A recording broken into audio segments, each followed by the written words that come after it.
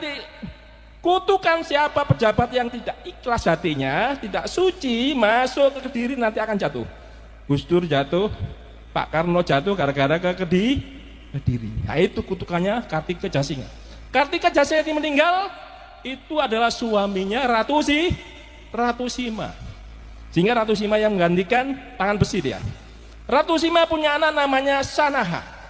Nah, Sanaha menikah dengan Galuh, yaitu Cirebon. Namanya Brontoseno, melahirkan namanya Parwati.